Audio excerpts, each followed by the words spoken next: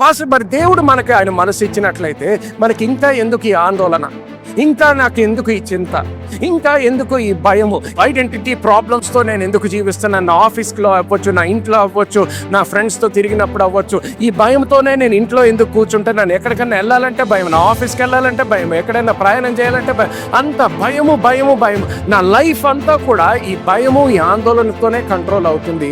So క్రీస్తు మనసు కలిగి ఉన్నట్లయితే ఏంటి సమస్య?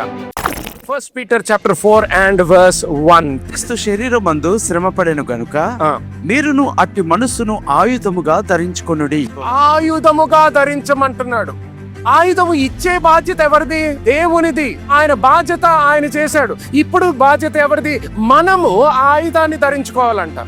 ఎప్పుడైతే మనం ఆయుధాన్ని ధరించుకుంటామో అప్పుడు మనము చేయాల్సినటువంటి కార్యం మనం చేయగలుగుతాం. పాస్టర్ గారు చాలా ఇబ్బందుల్లో ఉన్నాను, చాలా శ్రమ పడుతున్నాను. శ్రమ పడుతున్నప్పుడు ఏ విధముగా శ్రమ పడాలో నేర్చుకోవాలి. నువ్వు ఎప్పుడైతే ఆ శ్రమలో నడుస్తున్నావో సాతాను ఇబ్బందులు తెస్తున్నాడు. పాస్టర్ గారు సాతాను ఏంటి, ఒక కార్యం తర్వాత ఇంకొక కార్యం, ఒక కార్యం తర్వాత ఇంకొక కార్యం చేసినా కూడా నువ్వు ప్రతిసారి కూడా ఆ ఆయుధముతో నువ్వు జీవించు. అది ఎన్ని ప్రయత్నాలు చేసినా ప్రతిసారి కూడా నువ్వు అనుభవించేదేంటి?